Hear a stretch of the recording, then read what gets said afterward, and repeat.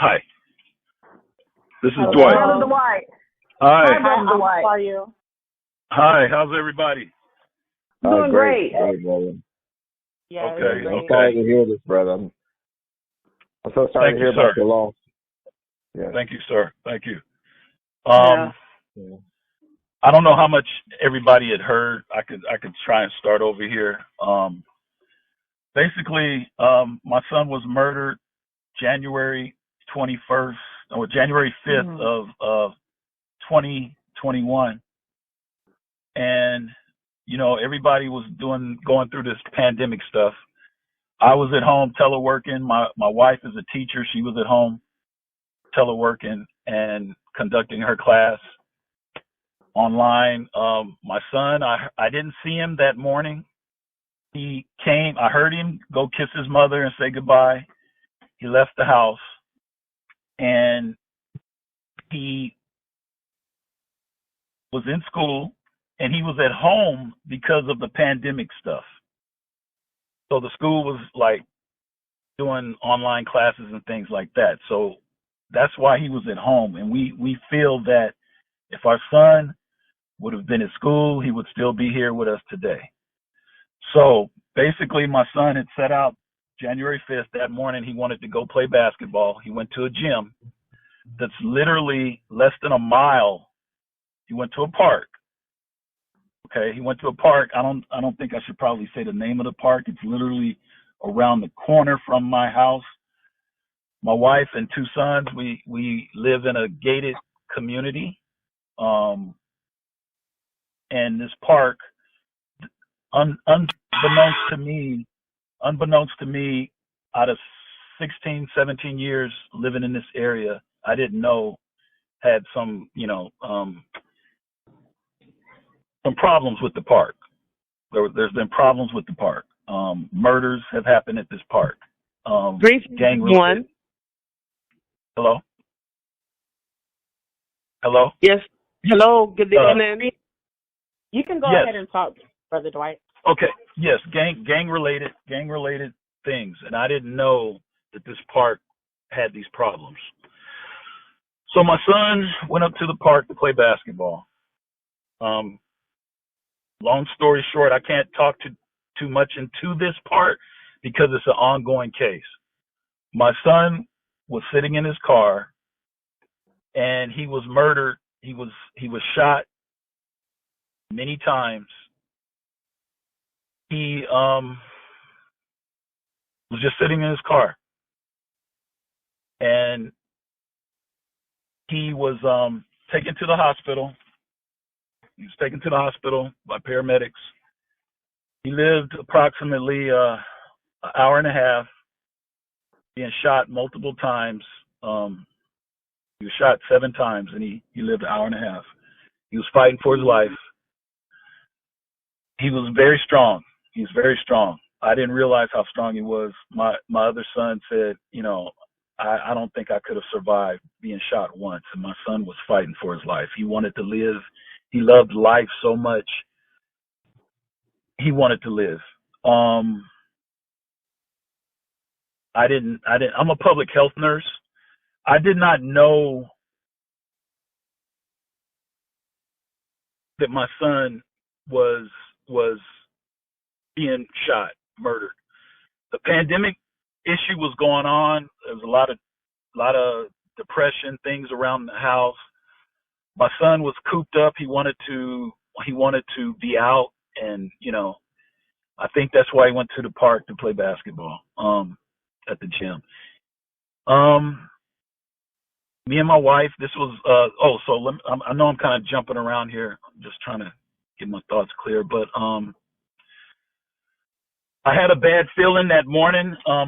I wanted to come into the office, and it was like I had this premonition. I was sitting in my car, and I started the car up. I was sitting in my car for like 5 minutes, and I could not move. I was just frozen. And going back over the timeline, while I was frozen in that car, that was the same time my son was being shot. Okay. So I come on up to the job. and I'm just feeling really uncomfortable. Something I'm feeling this something is not right. Something doesn't feel right. And so I tell my supervisor, I'm not feeling good, this and that, something's going on. And she's like, do you want to take some time off? I'm like, you know what? I think I should take some time off. Next thing, I go back home and we get a phone call, and then it's the hospital, and my wife takes the call, and they're talking about you need to get to the hospital. And so I'm like, okay.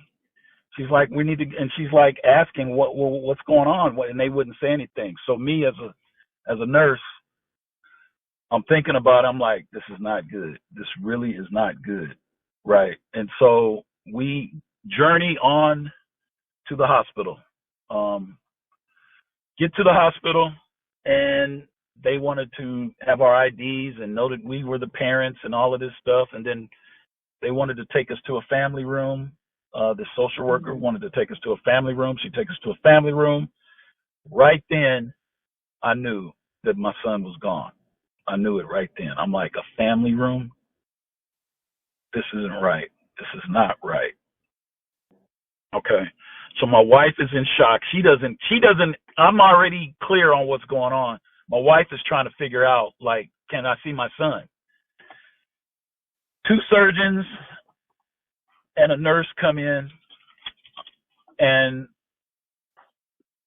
I'm looking at them, and they don't look right. And they start with the script, We try to do everything we could, and I'm just like, I'm losing it. I'm punching the wall. I'm just so upset. I'm crying. My wife is still in shock, not understanding that her baby is gone. And I'm just like, this isn't happening. This is not happening. And so then they say, do you want to see your son? I'm like, yes, we're like, yes. And my wife is still not understanding that our baby is gone. And so because of the pandemic, they're like saying, we can take you to a room and you can see him, but you can't touch him. And I'm just like, can't touch him? What do you mean? They say you can't touch him. I said, well, I don't want to do that. I want to be able to touch him. So they said, well, you can't touch him. So they take us to this area where we could view him. He was in a room on a gurney in a white bag with a tube, intubation tube coming out of his mouth.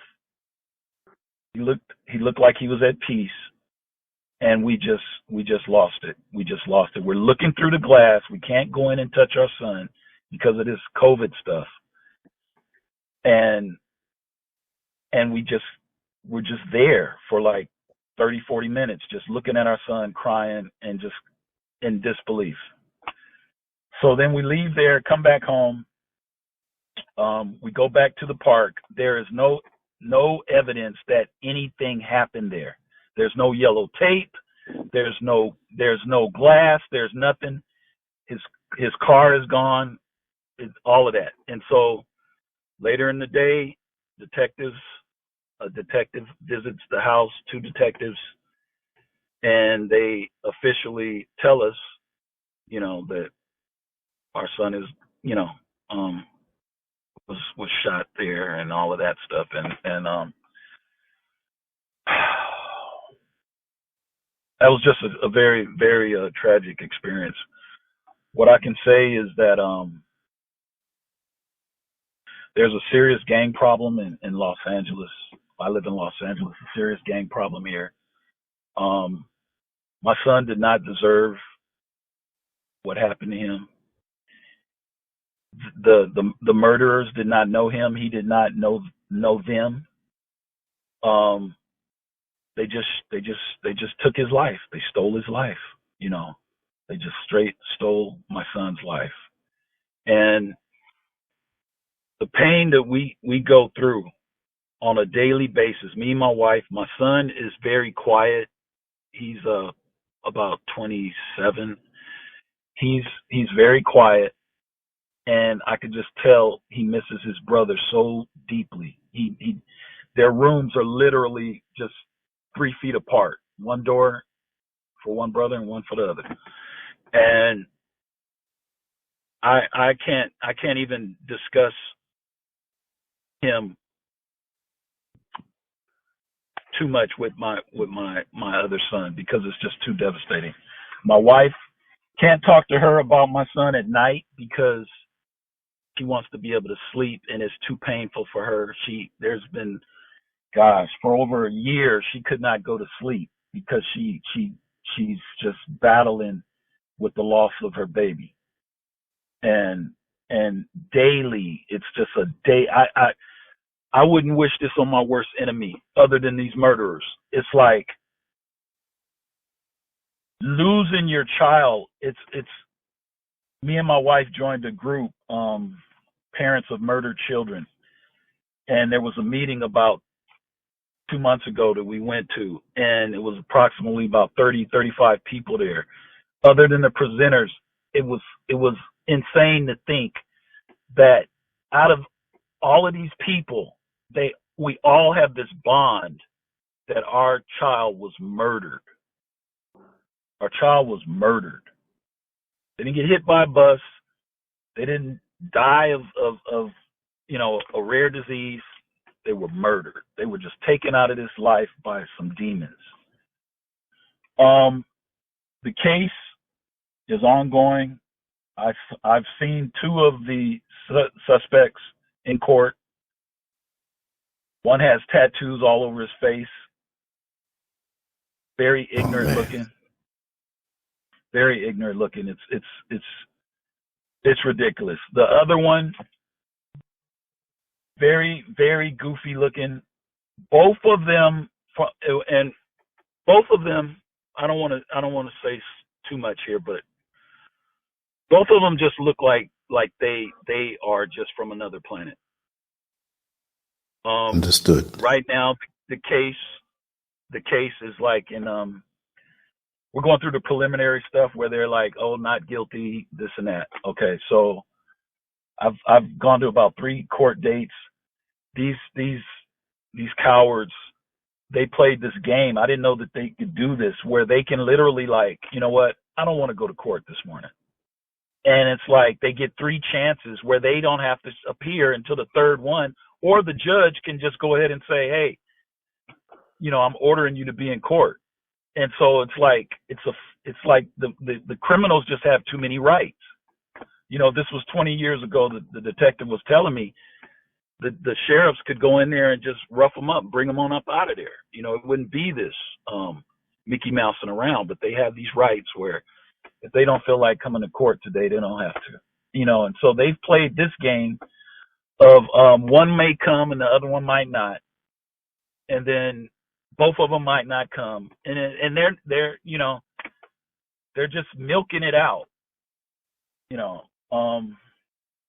I locked eyes with one of them, and we were just having this stare out for the longest period until he had to turn away and stop looking at me, and it was just like, I'm gonna leave it at that. But it's just, yes. It's heartbreaking. It's stressful. I didn't grow up this way. I grew up from a single parent household. My mother raised me, 4 other children. She did very well. I had my grandmother. I didn't have my father. That is not an excuse to fall back on that these children didn't have a father. Exactly. I'm coming up on 31 years of marriage. I didn't see a father. I had to grab on to, okay, here's my uncle, here's my grandfather. Oh, here's this butcher at work. He's telling me some good things. He told me, and I swear to God, I thank him for what he said. I told him, this was back in the 80s. I'm 57. He told me I said, hey, you know what? I want to save some money. I want to invest in the stock market. And he was like, you know what? The best investment is in yourself. And I was like, best investment is in myself. So, I played around in junior college, and when I got serious, bachelor's degree, health science, master's degree, nursing, certificate from UC Riverside, forensic nursing. I love my job. I do a good job at my job. I get along good with my coworkers. I have a fantastic supervisor, and I worked hard. My wife worked hard for what we were able to accomplish. I saw this woman. I was invited to a Bible study. I saw this woman. My best friend invited me to a Bible study. I looked at the woman, heard her speak, and I said, she's going to be my wife. Here we are 31 years later. And it's like, it's powerful. What we did, what we built, it's just powerful. And then for some devils to come along and just steal my son's life the way that they did. I go through cycles of many depressions, and because I'm a nurse, I see what's going on, and I have to break myself out of it. I've just gotten over the ability to keep my chest from hurting from the stress. I've just figured out how to stop the pain in my chest. Go to the doctor, heart is fine. No issues. I have a little high blood pressure, but that's it. But it's like, it's controlled. But the stress, it's like, I can't even see pictures of my son because it'll just conjure up all of the missing him, and I can't bring him back. I couldn't protect him. We want our boy back, but he's gone. It's like, I have to gear my thoughts to just think about justice for my son. And the courts can't give the true justice, but I'll take it. So it's like, I just need all the prayers that anybody is willing to give me. I love my family. They didn't deserve this. I would have never thought that somebody who looked like my son would murder him. And we're talking about, I'm sure other people can attest to this, that there's things that you don't know about a person until they actually pass on. My son was so skilled in the art of sales. He would ask his mom to take him to Smart and Final and get like chips and juices, box juices and Gatorade and these things. And he had this big giant duffel bag. He'd take it to school, and by the time his classes were over, the bag was empty. But what I learned about my son was he was so skilled that he had, this is after his death, I learned that he had people at other schools working for him doing the same thing. I'm like, oh my gosh. He had to be creative enough and intuitive enough to know, hey, I got to keep these people happy so they give me my money back. But I'm sure he was counting his dollars. But it was just, and my brother had such big plans for him. He owns a business, and he had plans for him. And my son had his own plans, Andrew. And I could only see success for him. And I didn't know also he had shared with his mom that he wanted to be a professional rugby player. I talked to his coach. He went to a charter school, View Park Prep, here in Los Angeles.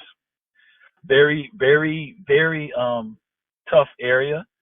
It's actually right in the land of the rolling 60s out here. It's right, literally in the area.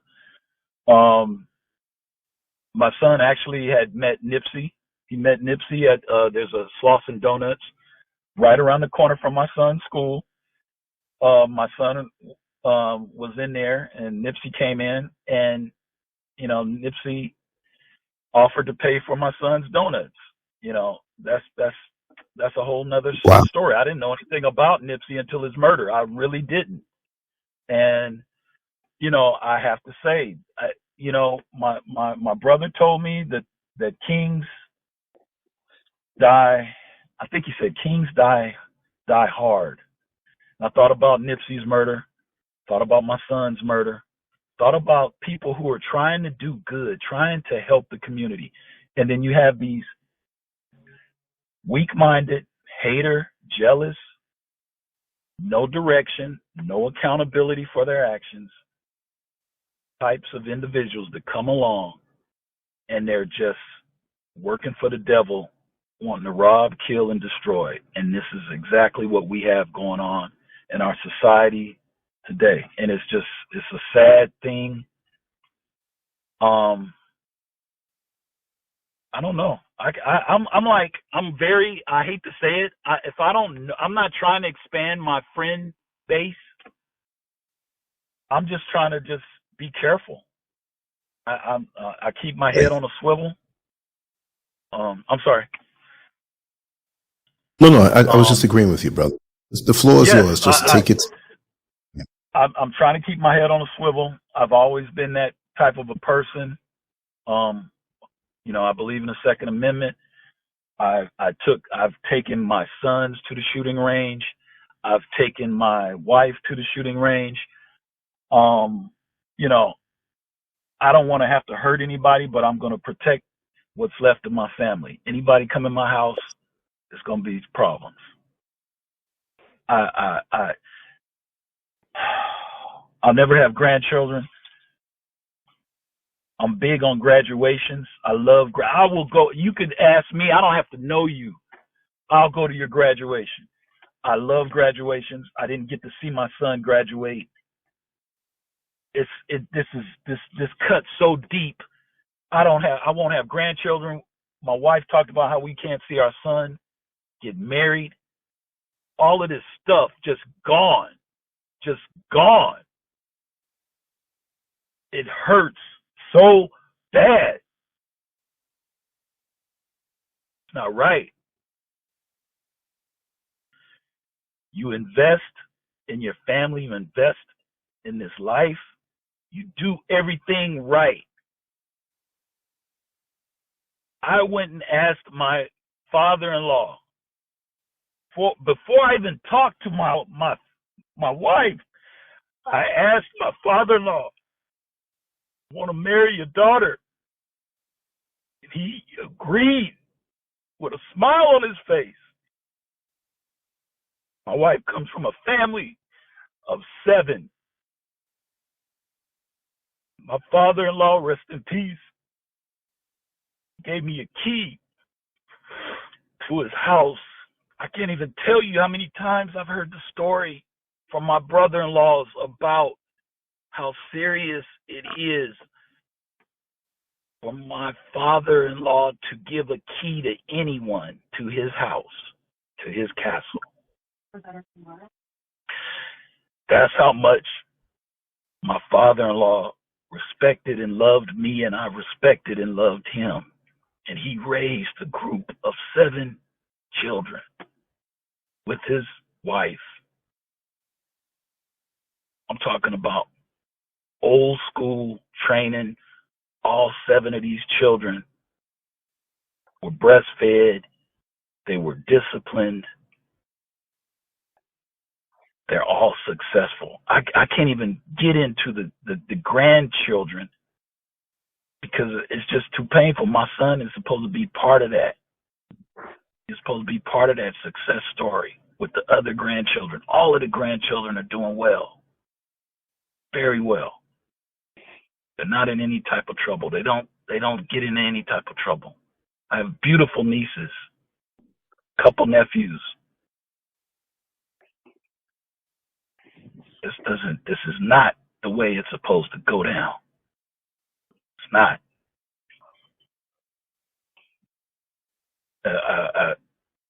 I don't understand this.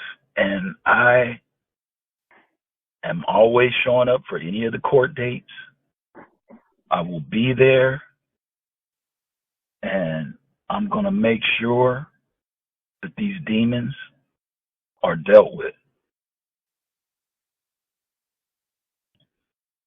And that's pretty much all I have to say. That's it. Well, brother, I just want to let you know that as much as I can try to sympathize, I cannot imagine the depth of this wound to your life and the life of your family. But all I can say, maybe I'm grabbing for straws, but your son knew how loved he is. I always speak in the present tense. Okay.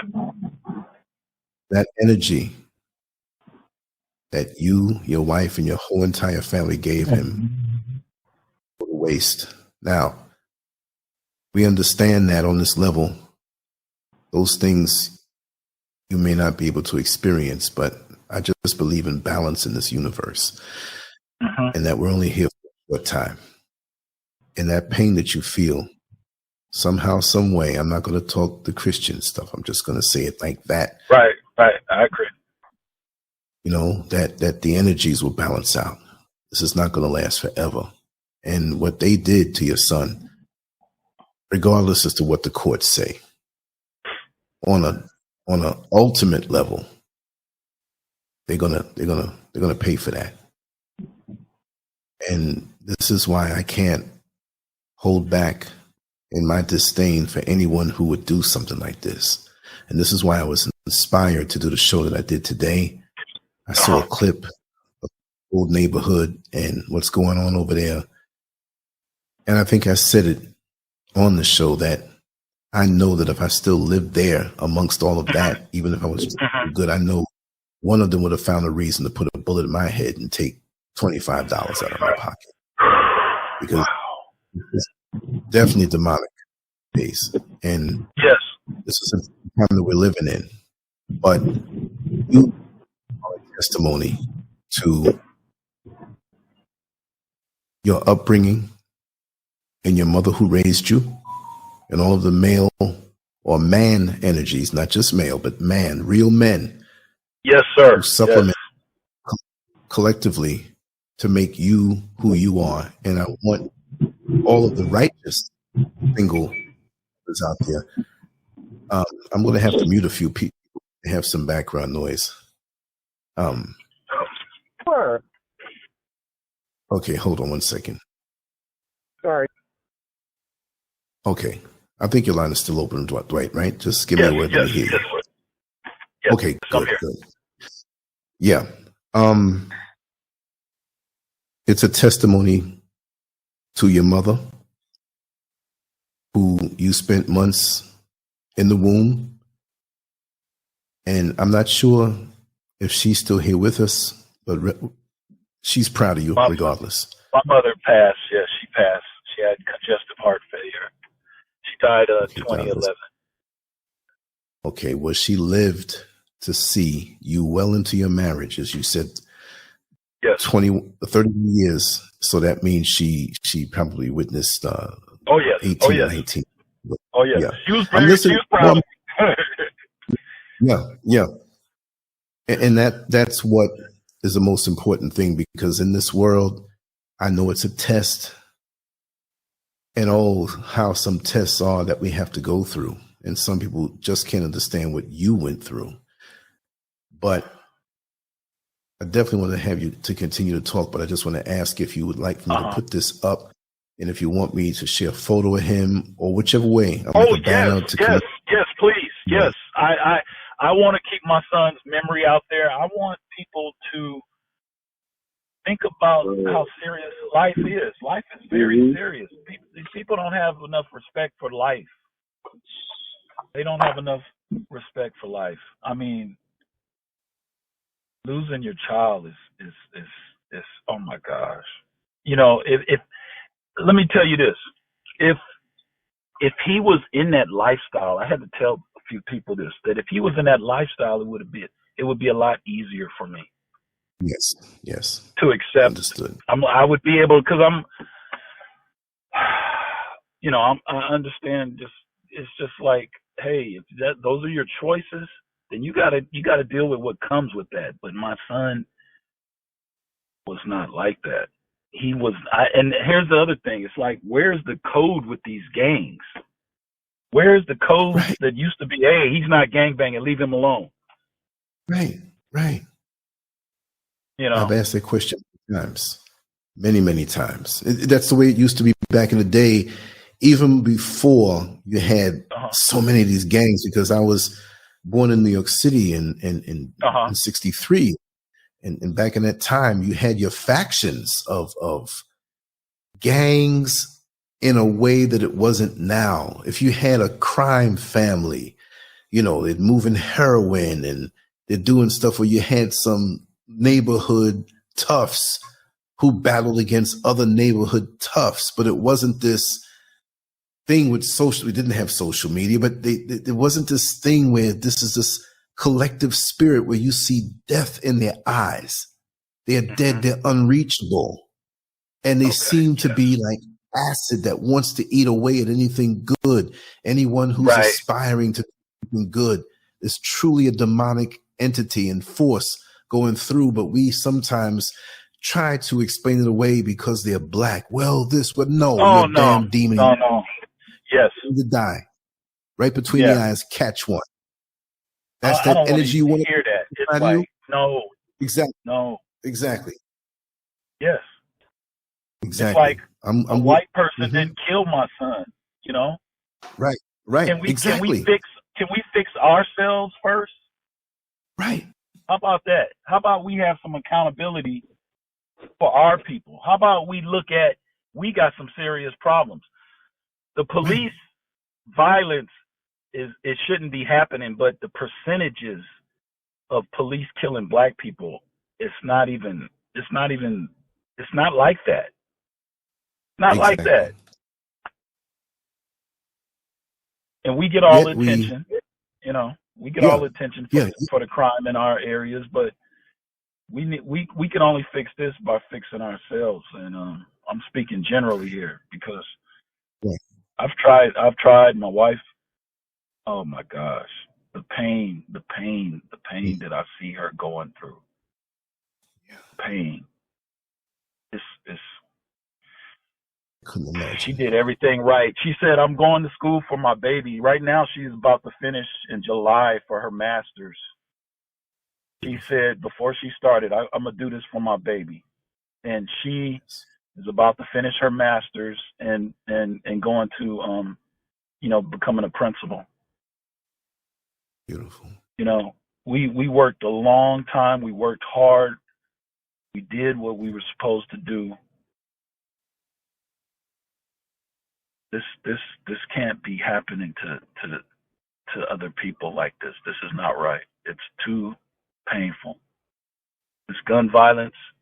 If nobody is trying to take your life, why are you trying to take their life? That's right. Lance, can I add that I think you were being very kind, just calling them niggers, because I think they're no better than animals. Yeah, I agree. The way they're loose out here on these streets, and the way that they have no consideration for other lives, they're animals. And the judicial system gives them more consideration. They give them more protection than your average person in this world that are trying to do the right things in life. They have more protection than we do. Yes. And that's why they do what they do. Because they're protected. Yeah. We have a district attorney here in Los Angeles that's basically Gascon. He just gives, the criminals a slap on the hand. Yeah. It's not right. And then when they get arrested, they let them right back out on the street to do the same thing over again. Right. And I think that the law enforcement, the judges, and the lawyers need to be held accountable for that too. I agree. I agree. Not right. Because those guys that took your son from you, they might end up right back on the street. They might give them a little time and then let them right back out on the street to do the same thing again. And who knows, they might be repeat offenders. Oh boy, I know some of the history on these guys, and it's not good. They have a rodeo background.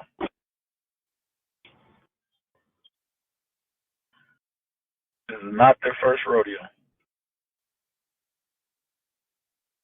Somebody needs to be held accountable. And I think these judges and these lawyers need to be held accountable for this too. Yes. Yes. And some of these people like going to jail because they don't have any responsibilities in jail. So they'll come back out here into civilization and commit another crime so they can go back to jail.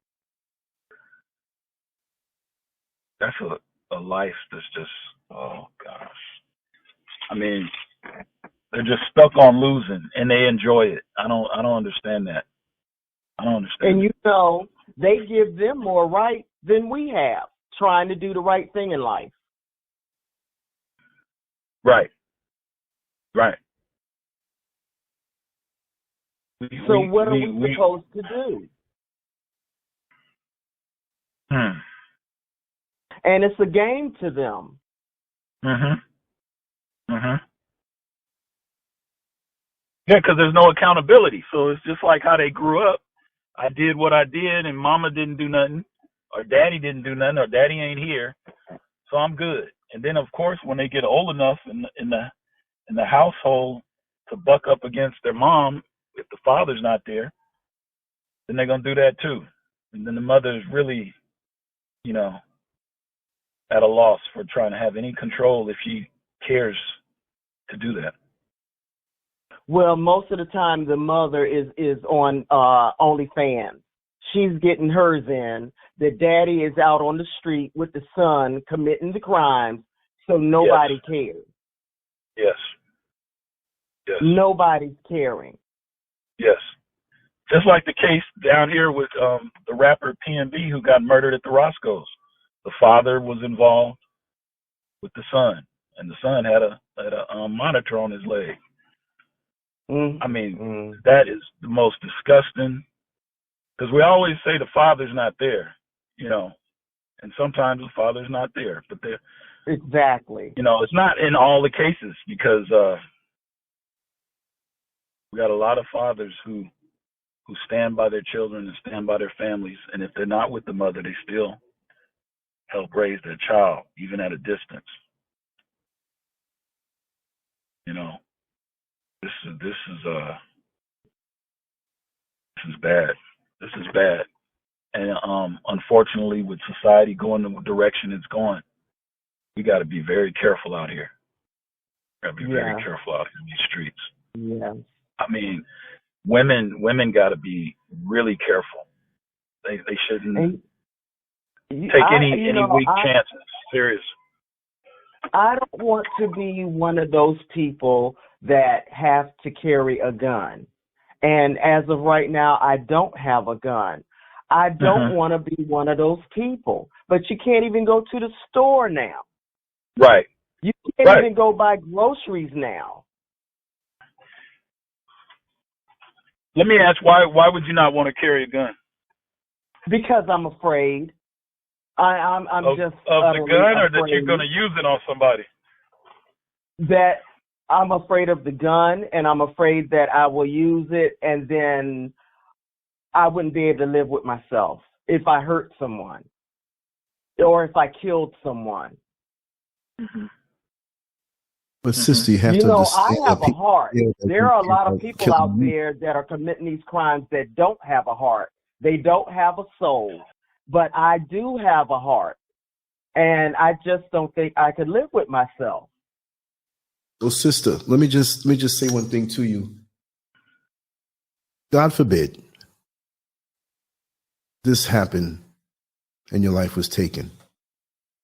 Your family, close friends, and circle would be so hurt to know that a woman with such a kind heart, loving heart, was taken away.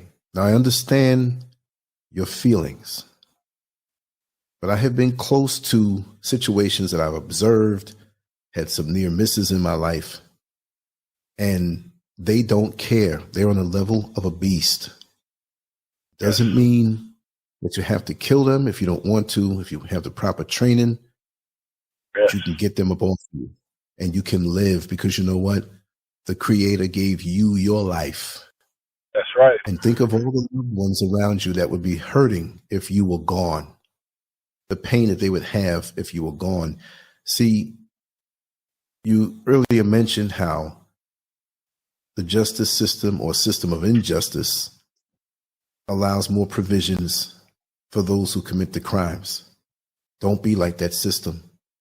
You have your life. You are loved.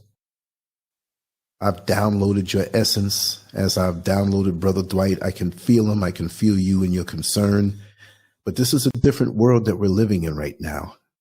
And although you're a young lady, I know you're not 18. So you've seen some things, but you have to make adjustmants. Honey, I will be 61 April the 22nd. Oh, Lance, I just turned 60. Happy birthday. Lance, I've spoken with you before when you were in Florida. I've called you before, and I'm quite sure you remember my name. My name is Jacqueline Abrams. I've spoken with you before. Yes.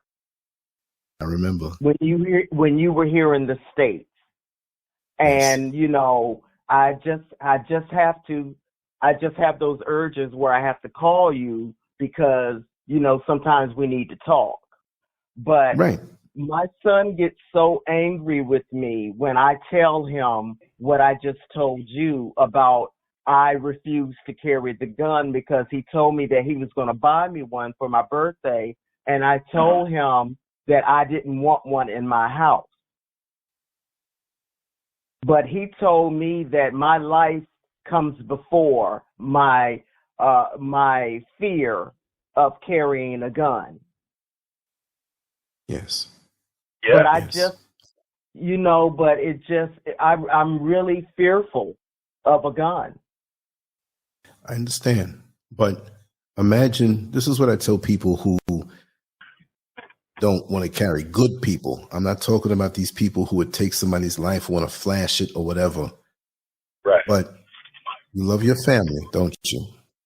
Yes, and I do. Imagine them all standing around crying uncontrollably because they lost you, especially when they had this conversation.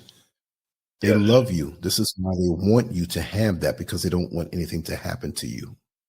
If you don't have it, and the enemies, the demons, these beasts do, and they don't care about you, how would you feel knowing you don't have a chance? Share and keep your love for the good people in your life. You have to be able to cut off and be able to protect your family by any means necessary. Yes. There are some people who, you see them in a light, these beasts, you see them in a light more than they see themselves. They see you in a light other than what you truly are. A human being with a heart. It's a time of separation now. Yes. And these are the best of your life. You've come so far. I don't have to know every detail, and we talked before. We want to keep you going.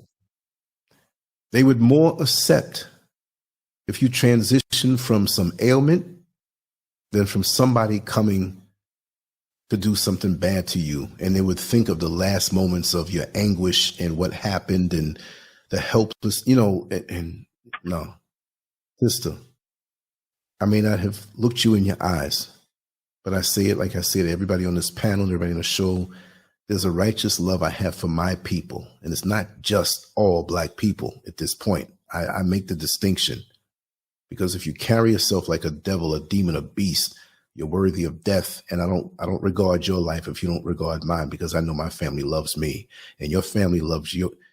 Your family loves you. Dwight's family loves him. Yes. And his son that will never be erased from memory, and the energy is still somewhere, and we're all going to find out one day. But still, for now, you preserve yourself. You have a birthday coming up, you told me.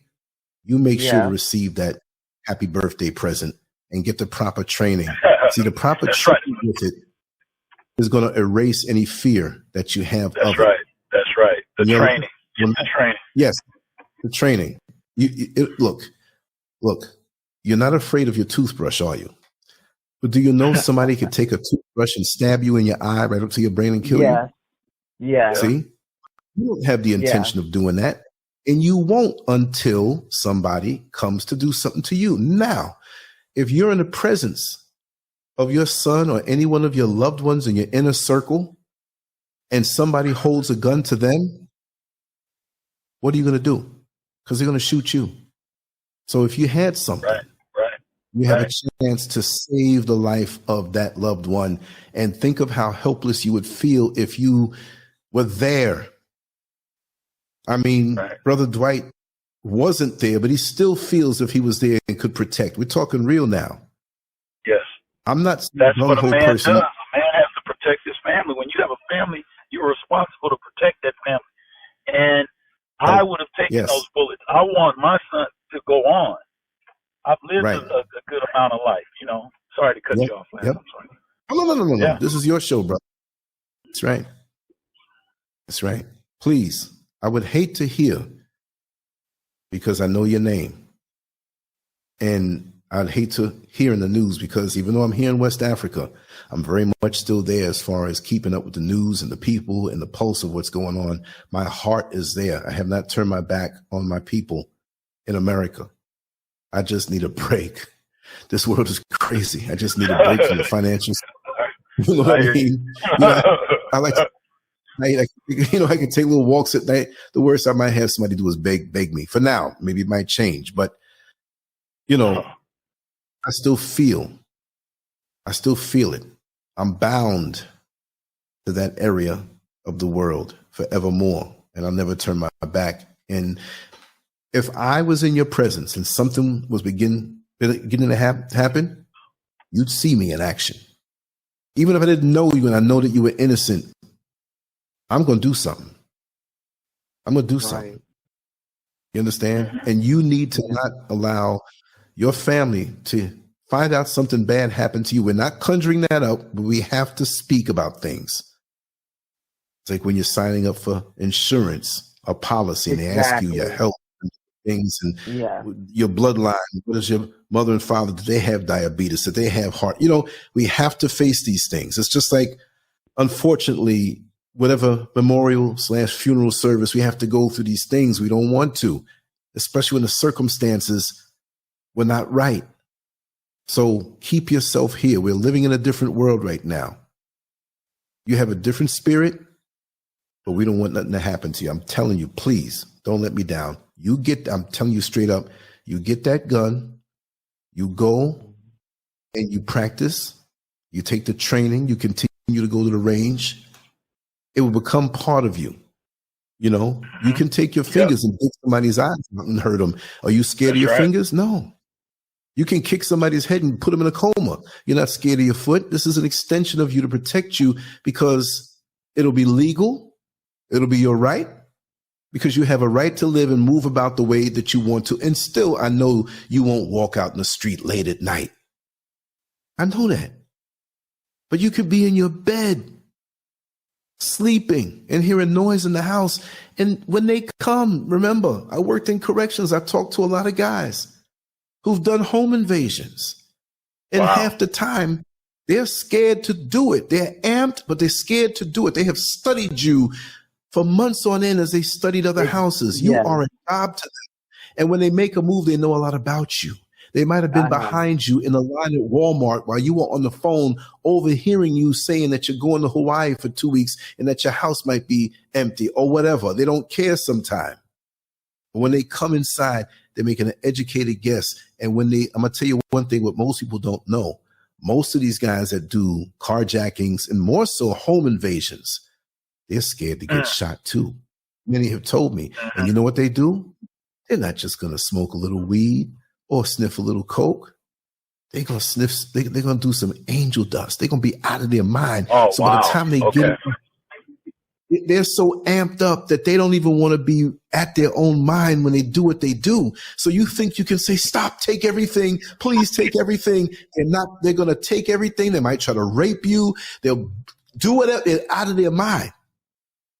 I've talked to guys, many, who had to alter their state of minds before they do something like that. Even just shooting people for gang initiations. Well, I'm telling you, you need to go out there and shoot at somebody who may be going into their retirement years if you want to join them. And here you are going home with groceries. You might be at the red light. And they do it. You hear these things all the time. And most of us think, well, it wasn't me. It's not going to happen to me. It almost happened to me. I was riding my bike on a Sunday and dudes followed me for a couple miles and I had to shake them. And I barely got away from that because I was aware I didn't have a gun on me. My gun was home. Wow. Now, well, I'm good out here right now, the way the climate is out here. But after that, and I didn't look for it. A lot of us feel that, well, if I have it on me, something's gonna happen because of me having it. I'm provoking something to happen because I have it. No, they can read you. And they will look at you simply because you are a woman. And you may not be, you're up to 61 soon. That doesn't mean anything. You're still a young lady. But for them who don't care, see, there's a resentment now. Here's the other part. I'm going to shut up and let Brother Dwight talk. But there is a resentment from these guys. I studied this when I drove the bus. And they saw me clean. They saw me talking to people and respected. And some of them would sit down and you could see it in their eyes because a lot of them are resentful because they didn't have a father. They don't consciously know this, but this is something that is in them. And they would try to give me a hard time at every turn. And when I would discipline them because you're happy and you have a good spirit. Yes. When you have that, what reason? Why can you be that way? It's like you saying to them, nah. Exactly. But they're grown. Right. You're teasing them. You're showing off in front of them. You have a balanced life. You have a peaceful home to go to. By you saying on the telephone in public, girl, I'm going to go home and watch this show and I'm going to relax myself. I'm going to take a bath. Bath? These guys don't think that way. Show? Their mama might be turning tricks and don't want them to come home. Exactly. Right. To guys like right. That's right. So what you have is not just about money. So it's easier to get money out of you and it's easier to kill you because they're resentful of the life you have and they can spot it. Yeah. Brother Dwight goes out with his family and they could see how pure they are, how intact they are, how orderly they are. By hearing his voice now, I can tell so much about him and his family.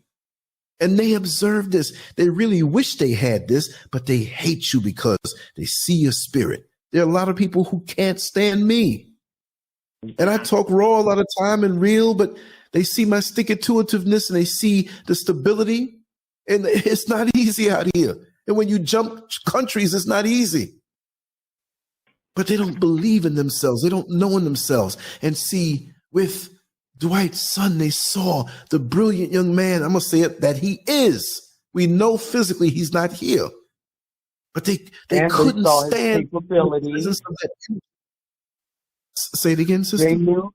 They knew he was going somewhere in life. Yes. Yes. They did. Yes. They did.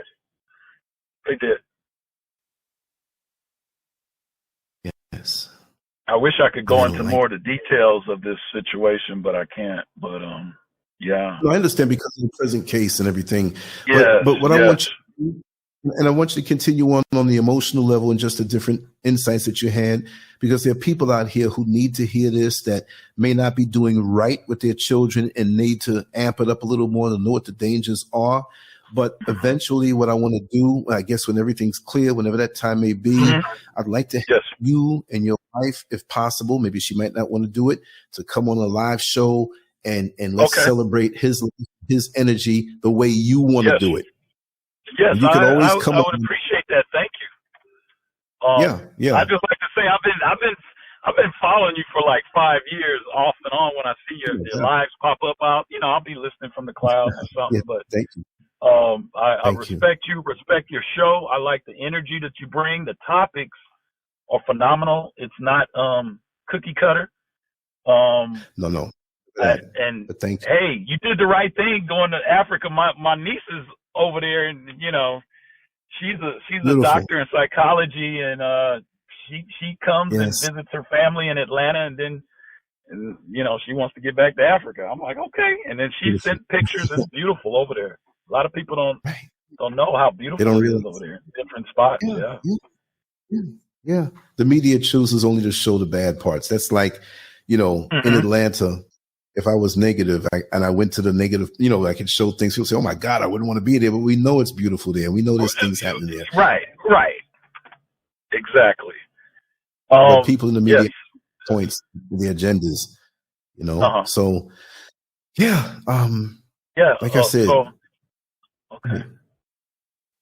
So I could give you my information, but yeah. Yeah. Well, what you do is we're pretty much trustworthy here. We got about 10 people here. Was it 1, 2, 3, 4, 6, 7, 8, 9, 10? Just shoot me an email. At LanceScurv.com. Every YouTube video is from the bottom here. Lance at LanceScurv.com. And my phone number still works because it goes through an app. The 407 is the Orlando number, Florida number, but the email I always check. Lance at LanceScurv.com. That's pretty easy to remember. If you forget, just take a peek down there. And, only I see it, any sensitive information or whatever have you. And I never share anything that's divulged to me. That's how I don't get down on the drama level and on the backstabbing level. The flavor of my show, even when I'm a little about risque things sometime. But this is really what I want to do, to put out the real stories and let people express themselves. And to commemorate those who may not be with us anymore. And it's painful. I know it is. The pain that I've gone through from other losses, the loss of my parents. Look, it's supposed to be that way. It's not supposed to be where a son leaves out violently like that before. It's hard to accept if it was a physical ailment. But that, and then this look these guys in the eye, brother, you strong, because they would have had to lock me up. I would have been one of them dudes jumping over trying to, you know what I mean? You're right. You know what? They when I first saw them in court, it was interesting. They brought out it was one deputy in there. By the time they brought this devil out, the two devils, they had about 5 deputies in there, and then they put 2 in the back by me and my brother-in-law, and I was just like. I'm not foolish, but trust me, I'd love to get my hands on them. I'd love to do that. I'm old school like you, and then you're a boxer, so I know, I know what you can do. The damage you can, But these little cowards. It's so ridiculous. It just makes no sense. It makes no sense. And then, growing up in the United States with the coming out of a bad history with this country, and a lot of the illnesses and the mental health issues that are still in our community that need to be dealt with. I'm not ashamed to say, hey, I go to a therapist. I need to go see him again, but it helped a lot because my therapist said, hey, you like to talk. That's what helps you. You like to get it out. And I'm like, because it's like. And a lot of these kids are coming from households that never had structure, and they were basically the result of a booty call. The daddy just came in to get his, and the mama never saw him again. So the mama doesn't care about the kids because the man didn't care about her. Right. So it has a lot to do with non-structure too, and the mamas always somewhere naked, posing on. I mean, you even got these celebrities. You even have these celebrity mothers that are posing naked. I mean, look that's you don't have to. They don't have to do that. Everybody's got OnlyFans now. I mean, you even got Lunel on OnlyFans now, posing naked. Come on now. We're lost. We're lost. Yeah. Nobody cares about their kids. And these kids are going through something where their friends and their neighbors are seeing their mothers posing naked on TV, on OnlyFans, in magazines, on Instagram, on Facebook, and then they're throwing it back up in these kids' faces, and the mothers don't care because they're getting theirs. Wow. These adults are not respecting these kids, and the kids don't have respect for anybody's lives. Exactly. And nobody is held accountable for anything anymore. Right.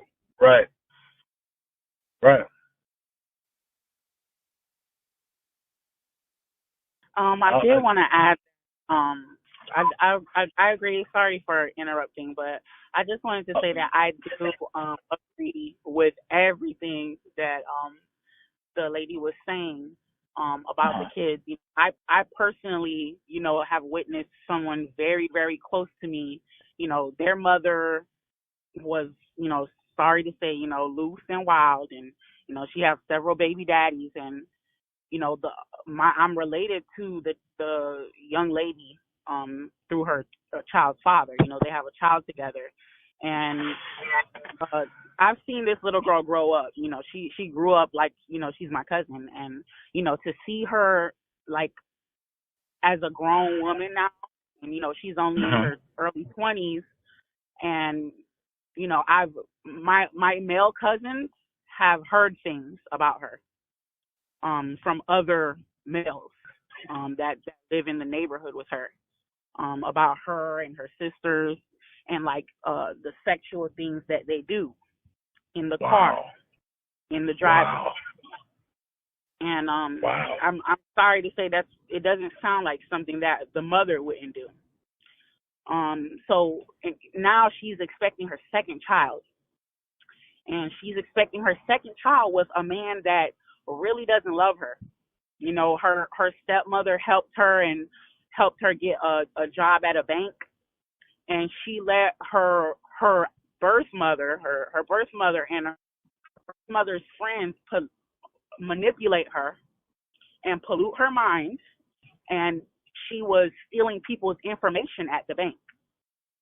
Oh, wow. And not only did she lose her job, but she put her stepmom like in a very, very, risky position. And, eventually the stepmom had to leave the job. They did keep her there, but mentally she just couldn't stay there. So, this is definitely real.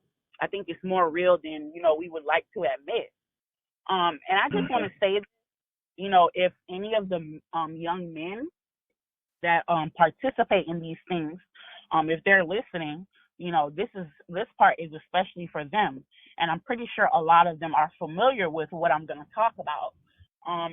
But it's just so sad to see them committing these crimes.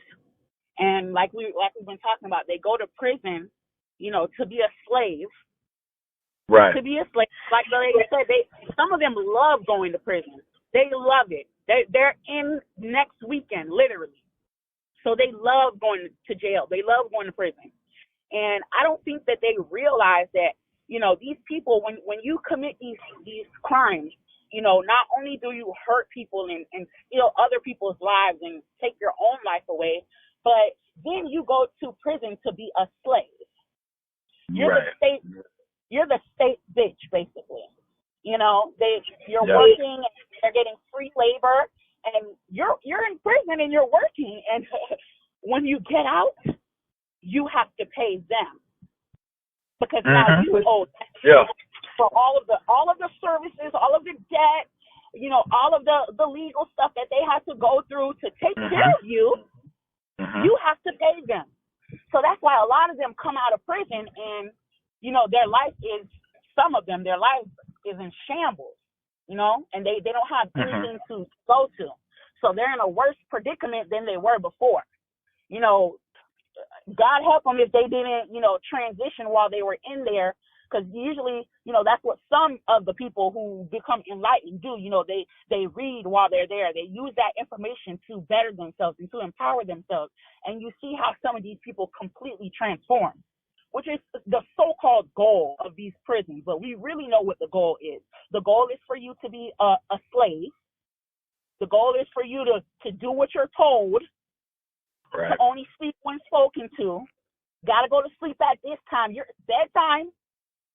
That's really the goal, is to control you. So everywhere you go, you're still being controlled. You are being controlled on the streets. You're being controlled and manipulated in your mind to think that, the life that you had wasn't good enough.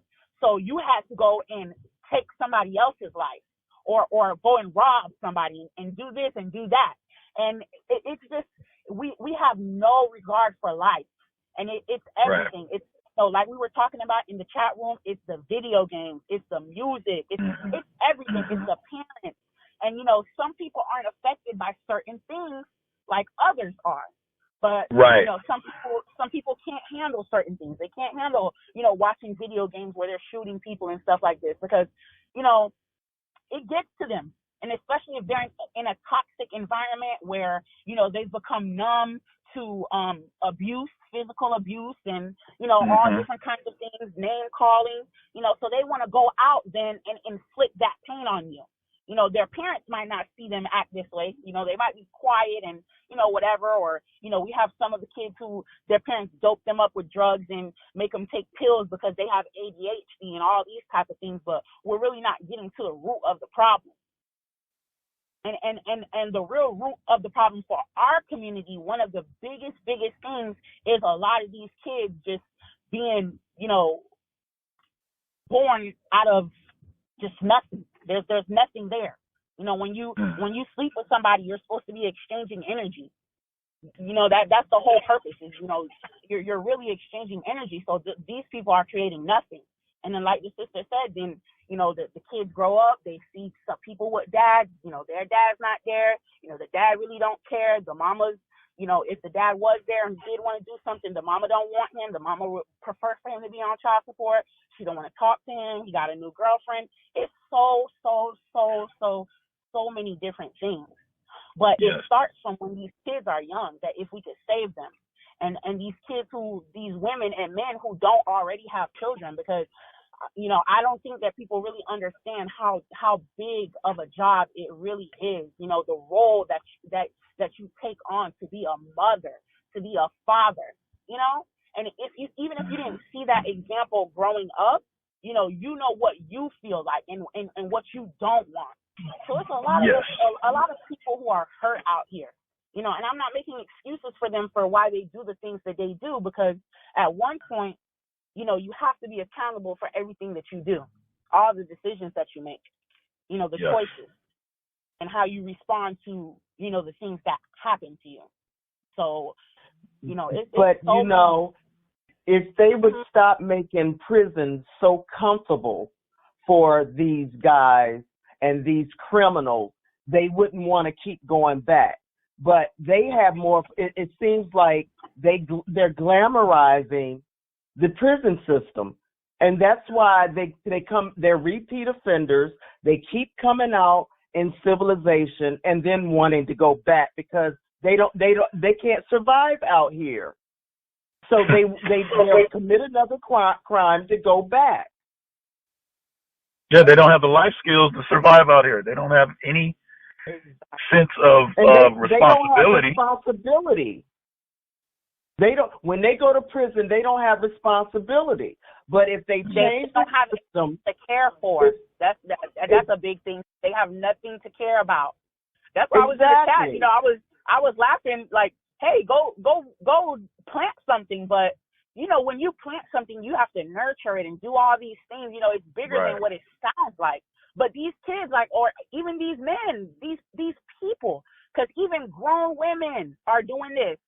You know, I don't like to spread negativity, but you know, Lance, I wanted to send Lance this video because it was in New York where this young man was in a smoke shop and he had like probably a 2-minute interaction with this guy. He had to have known him, and the man like just lit up a cigarette and then he just pulled out a gun and pop.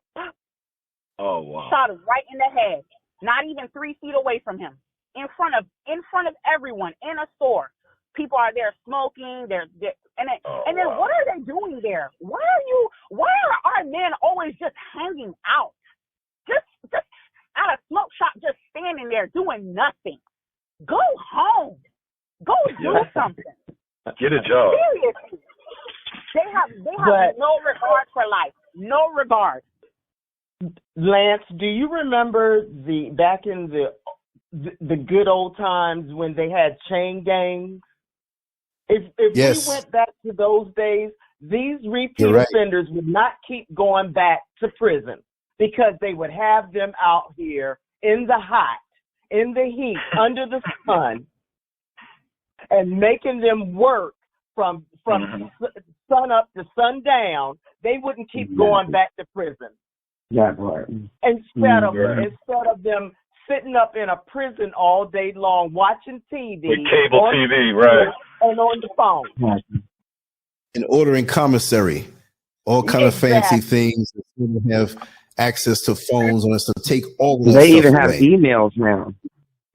Slop. Wives can come and visit them, and they have conjugals. That I don't know if they still do that, but yeah, that was wild because a lot of babies was born through that. Can you believe it? Yeah. You know? Exactly. I had a friend who had one. Gangs, they would not keep going back to prison. That's true. It'd be because they inside working. They work, but they be inside mainly. So you know, but they're comfortable too. Yeah, they comfortable. That's what I mean. Yeah, they indoors. They not even outdoors working. So. Exactly. And they run the place. They pretty much run it, don't they, Lance? Yeah, they run it. The gangs run it. They pretty much. Fortunately, but you know what? They ain't doing that. Not when I was there. I mean, like they did certain things at certain offices, but prisons are more so that way because the jail in and out basically a year or less, unless you had a longer case and you were coming from a prison and they had to keep you in that county for an ongoing case. But you usually had that in the prisons because a lot of the COs would designate certain things to certain inmates that are there, and they would run with it. So it was more order. So the CO would run to this particular person who ran one aspect of the place there, and the wardens you had to answer to them and the supervisors over you. So they felt it was better that way. But I don't know nothing about that. It had to be done by the book. We'd laugh, we talk.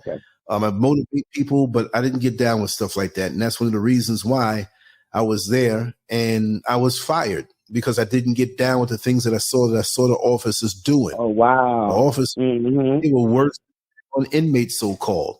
Women having sex with the men. Some of the officers were having sex with the men, taking them on nurse runs and going to different rooms. You know, drugs were brought in. All kind of stuff was brought in. They were letting them use their cell phones and different things. Yeah. And so during the pandemic, they brought in all that dope. All the dope that they got during the pandemic. Nobody was able to come in there, right? So how'd they get the dope? And you know they still had dope. Thank you. So you know who brought it in there? Because there was no visits. No visits. Well, they asked me and set me up with, to get me involved by, well, we're going to come at you. Because see, when they found out that how I fought and how the guys got along with me, They didn't like it. They found my old website, the things I wrote about. I'm the same person I was then. They didn't like that because the higher ups were Klan members in Florida. So I was born. They were after me, but that's what it was. They were all of a sudden he posted at work. They'd bring the drug sniffing dogs, and 3-4 times a week in any area I worked, I knew what was up, but they could never find anything. So they had to say, well, you gave some of the inmates extra trays of food. Yeah, because they were doing something in the day room to clean up. And that was the unwritten protocol. That's as bad as I was. But there were women in there having sex and giving oral sex to some of the inmates, taking them on nurse runs. And these guys had access to guys was selling drugs in the streets. So they'd get $1,000 PJ, because they couldn't go anywhere else. You know what I mean? So it's a lot of things. And when they put me under the investigation and asked me questions at the final interview, they were asking about all these different officers and all these different supervisors who I knew what they were doing, but I'm like, listen, go after them. Yeah, exactly. I'm not there for that. Now, if somebody was molesting somebody or some child got near or something or whatever, but all you were grown and you acting like some of the people who got locked up in there, you face the consequences. Don't come at me. Right. I'll take my blows as a man. And when I had the last interview, even the captains were like, oh man, Lance, I never had any kind of exit interview like this. I feel so bad. I don't feel bad. Don't feel bad. I know that everything is balanced. And if I didn't leave there, I wouldn't have met Mrs. Scurv. I wouldn't be in Africa. I wouldn't have taken the journey that I had. And I knew wow. Yeah. I think,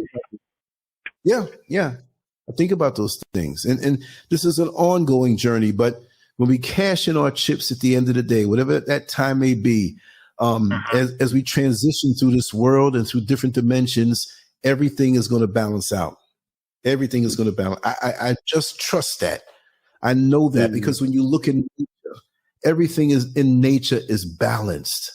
There's a system and a cycle, and it's balanced. And we're not talking about the man-made world. I always mention this, but the world of nature is always balanced, and everything is supplied to you. We were defenseless when we were born into this world. We have our parents or our mother to take care of us, to nurture us into that strength. And when we really look at it, aside from man's world and his dollars and his financial system and all the technological things, which can be used for the good, but it's the bad spirit behind it. But in nature by itself, everything is there for you. So this is why I don't mind building up in the mountains and being up with nature in these years of my life. So beautiful. Exactly. Going on stronger. I do know there's balance. And for me, I know there's a work to be done. And there's a work for all of us to be done. And anybody in this life that gets a cross that they have to bear, they will be relieved of it and rewarded because of what they went through. And it's how you handle it. And we're going to be hurting. I'm going to admit to you, I had a dream of being in my old neighborhood. And this is, I swear, and I'm going to reveal this to you. It was about maybe 3:30 in the morning when I woke up, and I woke up crying uncontrollably because I miss my old neighborhood. I miss my parents. I miss old time. And I told Scurv, I said, man, I don't know what kind of planet are we living on now. There's no love anymore. There's this void of love. And I couldn't stop crying. I had to get up. I said, listen, you want to get up to the house, in the morning time, don't pay me no mind because this happens to me a lot of times 3-4 times a week. It's what gives me the passion to notice better, or to let the other folks who are in our age group know that all is not lost. We can still have it amongst ourselves, but I despise anybody who has that kind of spirit to want to take a life or rob you of your joy. And that was a precursor to me speaking like I did today. When I saw that video of my neighborhood that I grew up in, it just pushed me over the edge. And I said, I don't never have I just got on and just started talking. Wow. And so, specific faces and friends and people I know. It was a different world, and the accountability, like you said, but it's demonic and it's evil. Me and my friends would have never did anything like that to somebody. Anytime we might joke and talk to a couple of girls, whatever, but if anything was happening to somebody, we would come to their aid. We were like police. You know what I mean? We would go into the gym, we were built, we were working out, whatever, and we were good, clean kids. You understand? We might have slipped in punishments that we could have seen a little more things sometime being male and having testosterone, but we were not bad kids. We gave no problems. Everybody was proud of us. And so we enjoyed that. What happened now? Walking around with guns and killing people? Yeah. No more. And I said, please, when you get that birthday coming on, that's why I said that you were being kind when yes, you were angry and you just called them niggers because I called them animals. Yeah, you're right. Because if you act like an animal, I'm going to call you an animal. Right. I mean, well, you know what, sister? Animals, real animals out in the sun. They even have better. They got more order. Yeah, animals have instinct and they have boundaries. Yes.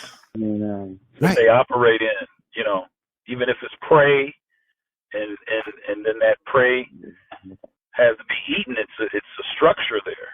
But this, right. Oh boy. But you can look in a killer's eyes.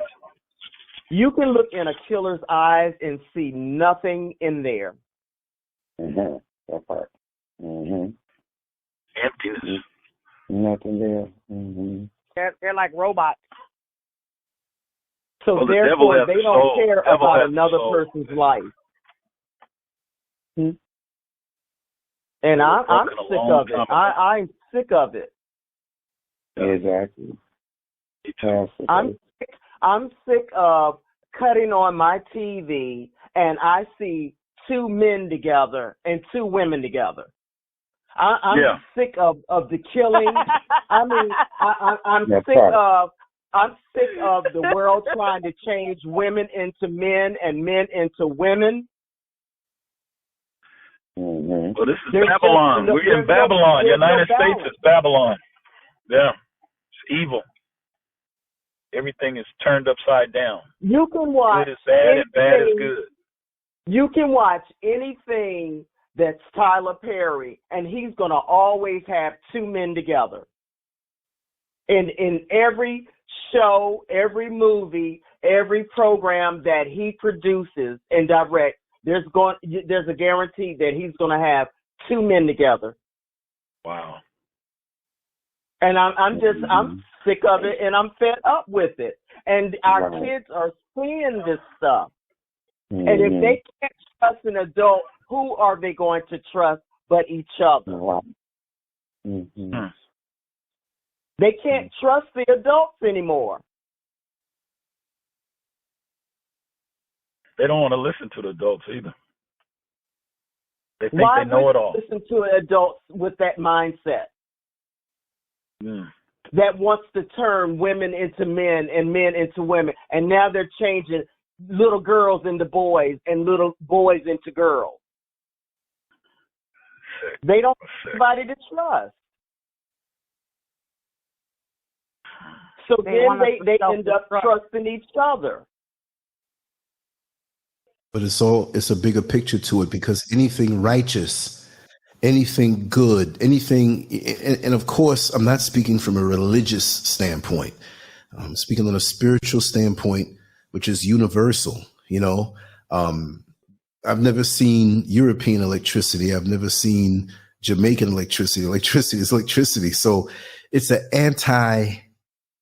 not the European sense of the word when I say God, but the creator, that supreme being, that one that put mangoes out in the wild for me when it's not wild, and put the materials to build a house and provided a proper climate for this world to live in, because we could have been living somewhere where it's 500 degrees hotter or 500 degrees colder, to put us in this perfect place. That entity, that force, this is what this other force is against. And so they want to ruin everything as it was and as it should be, to take their time and dismantle the order that's righteous, to have us to be fruitful, to have us to be happy, to have us to have brotherhood and sisterhood, true brotherhood, not that other kind of rainbow stuff, which they hijacked the rainbow, and the rainbow is ours. You understand? But they took it now. But it's a jealousy. There's an entity or a group of entities out there that are jealous of the natural good order that was set forth, and they hate the one that created it, and they want to go against and turn you against. It's almost like a jealous neighbor who lives across the street from you, and they don't like the fact that your kids are good. You're coming to find out that one of them are gay and one of them robbed a bank, and they see that they thought they was better than us. You see what I mean? So it's like that kind of thing. So to turn against and ruin something so beautifully made, in order that was so perfectly made, is a ultimate envy on a I'm not saying higher like it's better, but on a level that many of us cannot even detect. Is so evil and above our heads. But we see the different parts of it, but every aspect of our being, living, is anything righteous is challenged now and ruined with this stuff. Why you got to keep on pushing this transhumanism and LGBTQ, and the next thing is bestiality, and then they're going after the children. They don't care about us because they figure I'm not going out without a fight. You understand? It's evil. They banned me so many times for even mentioning certain things. You know what I mean? They have these platforms that are controlled now. You can't say what you really want to say. These good old-fashioned conversations that I used to hear over here as a child, hearing my parents talking, I didn't understand everything, but I got most of it. And we don't have much of that no more in the world. And you can't disagree with them. This narcissistic, homosexual energy all over the world. If our men are going to be aggressive, they must be thugs. Other than that, they got to be gay, homos, whatever. And they're messing us up because we're the strongest beings on the planet, the original. And this is why they're trying to hurry and do what they do, because as far as I'm concerned, they know something is coming. And it may not be a white Jesus busting through the clouds, but it may be something that looks like us, that is seeing the universe's biggest crime scene of what they're doing to us. That's why they want to make their bunkers and run underground or go to another planet. Yeah. It's us. Yeah. That's our planet, exactly. Mm-hmm. Bunkers and dugouts. Yep.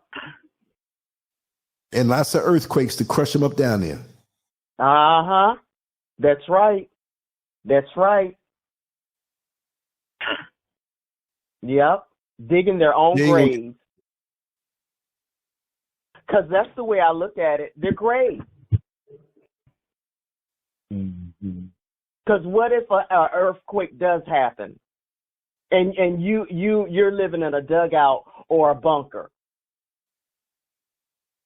Right. You're going to die there. Be a grave. Yeah, you're going to die there. It will be your tomb. Yes. And the way the world is going now, it looks like it's going to get worse. Yeah. Things are just going to get worse because nobody's trying to make it better. Everybody talks that talk, but nobody's doing anything. They come out, they make their little speeches, and then they go back home, and they once they make it home, they don't care about what's happening on the outside again. Exactly. Nobody cares. Nobody's accountable.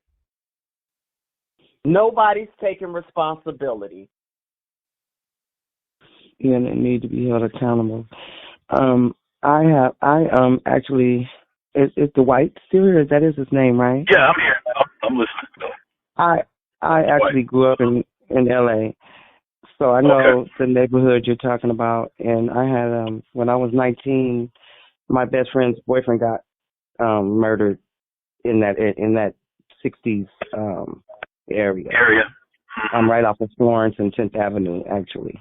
Okay. Yeah. So I know exactly. Yeah, I know exactly. I'm familiar exactly what you're talking about. How it is out there. And I moved to Corona. I'm in Corona, California now.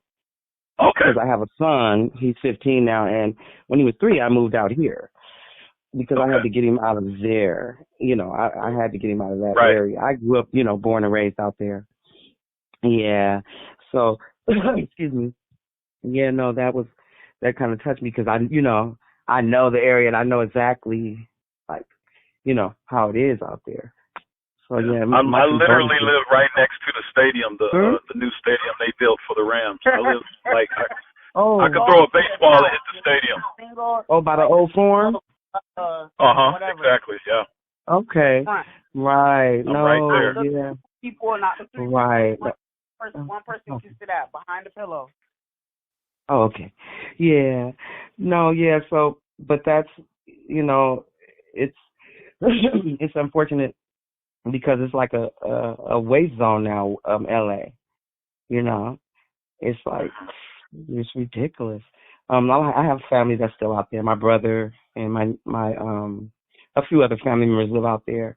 But yeah, I had to move out here because I didn't want that, that environment for my son. And even though, I was born and raised out there. I love LA, but yeah, I had to move to make sure that he didn't have to come up, around that. Right. And, right. Yeah. And being a young man, you want to protect him and keep him out of trouble. Right. So he doesn't get caught up out here. Right. And me being born there, I know exactly, how it could happen. But yeah, I was wondering, what, if anything, because I know you said your son's case is still ongoing.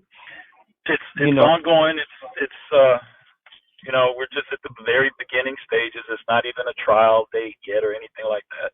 It's right at the beginning. Right. So, what the DA told me that it could take up to 2 years before we even go to trial. So I'm like, wow. I want this to hurry up and get it over with. Yes, going in the court can be. It happened. The murder was January 2021, and basically I was notified. I would say me and my wife was notified early this year. It took exactly about 2 years for them to handle their investigation. Yeah, and the people who did it, they had caught them, back then, or they. Well, I can't even talk about that part. You can't talk about that. I can say that they caught them. Yeah. And the reason why they're able to hold them right now is because they have other stuff going on with them. Exactly. Okay. Yeah. They got other stuff going on with them. Exactly. It's not no. That's good. I'm so glad. Walk in the park stuff. It's bad stuff. Yeah. And they can't get out though. They can't bail out. That's good. That's good. Yeah. So yeah. But well, yeah, my condolences too. Thank you. Condolences. Thank you. You're very welcome. Thank you. I appreciate it. You're very welcome. Thank Lance for this opportunity to kind of get this off my chest some more. Anytime, brother. Anytime. Anytime. I look forward to. I'm gonna tell my wife about it. Thank you. I'm gonna tell my wife. Yes. And, please do. It's not an idle promise. If she pushes. I'm sorry. Go ahead. Well, I just want to say that's not an idle promise. I mean that. When you come on, you can talk as long as you want, share as long as you want. You want to make this live forever, and it will be distributed to other platforms and different things, and make a way for people to contact you. It may not be your actual phone number, but make a way before you do it. Some alternative way, even if it's a Google number. And also, this is not about a money grab, but I would suggest to get a Cash App and a PayPal. You do have lawyers to pay, and people do have love in their hearts. And that's okay. So, and they're going to get on me if I don't do that. They'll probably send me money, but you make it directly, because a lot of times fees come out is too much. But have it that way. And again, this is not a money grab, and I will say that. And people who understand how things work, how you have to still pay lawyers from something like this while going through the pain. It's yes. So, yes. It's horrible. Yeah. We've already had to come out and take out loans because we're not. I'm going to say this. There is some serious politics in the city that my son was murdered in. Yes. And it's about money over there. Yep. We have the Forum. We got the new Clipper Stadium yep. being built right now. SoFi Stadium is finished. It's money, money, money, money. The city is being gentrified heavily. When I moved into the community that I live in, basically it was like 80. I'd say it was at least 80% black, and now I don't even know the percentage. I know it's under. It's definitely under 50%. Definitely. Yeah, it's under 50%. And the city, I've watched it change.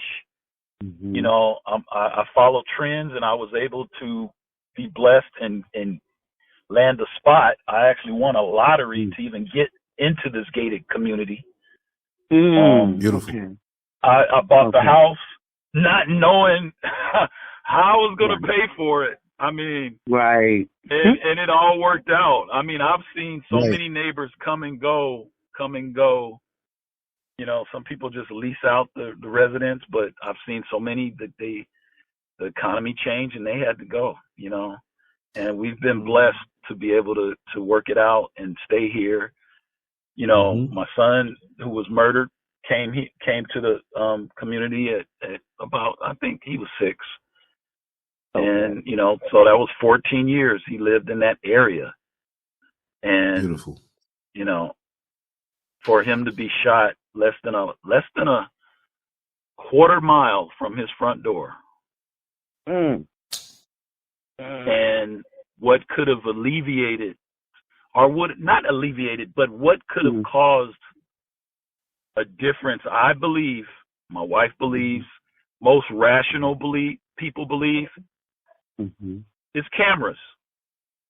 Well, they have them, though. Exactly, and they have them. Well, no. They have them because they're using them to round up all the gang members. So they have them. That's not where my son was shot. There was no cameras. Right. Yes. Yeah. No cameras. You know what? Yeah, I don't know if they be having cameras in parks. I don't think they do. Now, I did my own little investigation and went to the park that's in Beverly Hills. That park, that La Cienega Park, right off of La Cienega. Yeah. You know the park I'm talking about? Okay. Right. That park has 2 rangers. And I went up and talked to one of the rangers. The ranger said, it's 2 of us that work this park. We have cameras in the park. The park is monitored by Beverly Hills Police. Wow. And the cameras that we have in this park can capture almost everything in the park. And what can't capture everything in the park, the outside businesses will pick up. That part. And the houses. Wow. And they don't put them in our park. That's crazy. Right. And you know, I see the agenda. Actually, out here, they just start putting up a camera in the park that's out here. So yeah, the park that's right by my house. They actually got cameras now, but they didn't have any. Yes. Wow. And because of my son's, this case with my son, you know, I didn't know that. That's not the circle I'm in. I did not know that the majority of Los Angeles parks, some gang claims a park. Yeah, you didn't know that part. So I didn't know that. Yeah, that part. They do. Yeah. Unfortunately, they claim a park. Oh, this is so-and-so park, and this is this gang park. And I'm like, what? Yeah, that's what I'm saying. I can't understand why they don't have cameras, because they know that they function in parks. Yes. They do their functions at parks. Yes. And they know that. So why haven't they got any cameras? But they got them, you know, when they want to catch them, but they don't have any cameras in the parks. That's ridiculous. Right. That's ridiculous. Oh, my God. Right. But, there's plenty of cameras over at SoFi Stadium. I bet you. I know it is. There's plenty of cameras at the intersection. And all around it. Oh, yeah. Oh, yeah. And they built condos over there in that area where they had took the racetrack down. They built condos over there for people. Yeah. Yes, brand new. So you know brand new $1 million condos. Yes, $1 million condos at that. So that's gentrification, like you said right there. That was the whole, was the whole purpose, and that's part of Nipsey's issue because they were trying to gentrify him. Yeah, absolutely. Yes. Yeah, absolutely. Yes. Wow. So but have you heard that Chicago's gangs are so bad that all the businesses are leaving Chicago, even the Bears? Wow.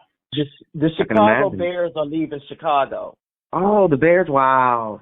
They have to go. And all the grocery stores are leaving Chicago. Oh man, they just because of the gangs. Yeah. Wow. Oh, did I believe you hear that the police are leaving Chicago and going to Florida? Florida. Wow. Really? The Chicago the city is just imploding on itself, basically. Wow. Right. They're gonna let them, but that's a agenda as well. That's a conspiracy as well, right there. Because that's come on now, ain't those boys are killing each other like crap. Like not even just there, Philadelphia, a lot of places.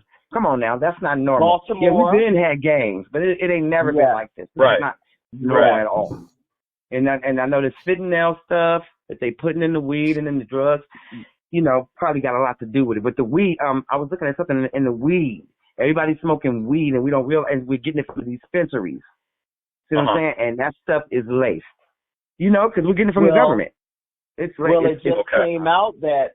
just came out that Jamie Foxx might have been taking something. Okay, yeah. Oh, wow. Yeah. A drug? A drug?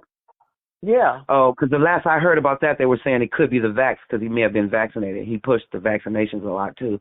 So, yeah, between the two. Yeah, because he said, though, I think he's the one that said he believes he's been either poisoned or drugged.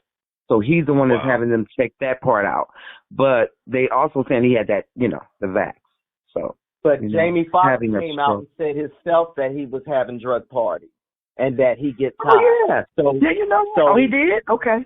Yeah, so he could have got something bad. Oh, he had to tell the truth. Yeah. He had the parties and that, okay. Yeah. Wow. Wow. Wow. Wow. Yeah, they're definitely putting something in the marijuana because in the marijuana in the dispensary. At the dispensary, it doesn't even burn the same. I believe. Yeah, it's completely different, and then they come out. It's just like the fruits and the vegetables. They've manipulated it to create these different kinds of strains, stuff like that, and then they stuff and people are able to like manipulate them and do like breeding and crossbreeding and stuff like that. Well, they're putting the fentanyl on the weed and as well as into the whatever drugs, cocaine. Yeah. And the fentanyl too. The fentanyl too. Sometimes and other stuff, right? Fentanyl, yeah. That's how you say it, fentanyl. They're putting that in all the drugs and the weed too. And somebody that I look at on YouTube, she was